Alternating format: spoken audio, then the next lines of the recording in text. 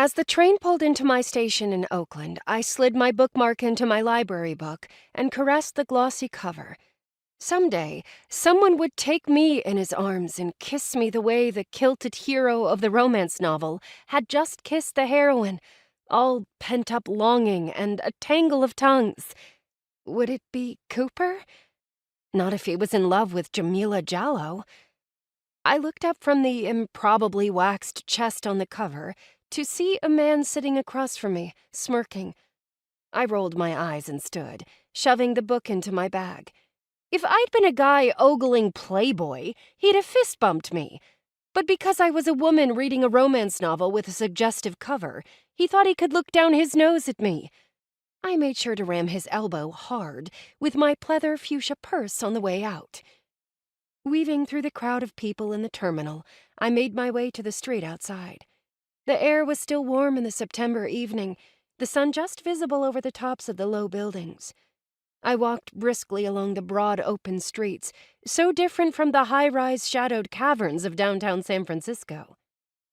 I greeted the familiar faces I passed, old Mrs. Lucas clutching her bowling bag at the bus stop, burly Mr. Oliveras leaning in the doorway of his grocery, the little park kids racing their matchbox cars on the front steps of their building.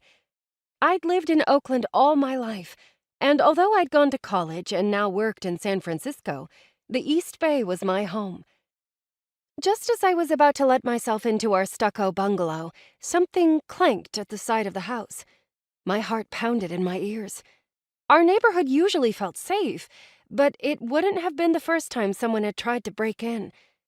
This would have been a great time for my Highland hero to come to my rescue with his claymore and save me from the burglar. But all I had was Dad, and he used a cane, not a sword.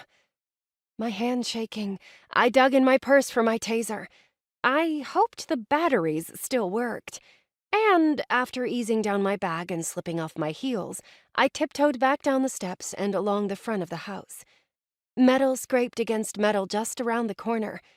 Had the prowler decided to climb up onto the roof and come in through the window?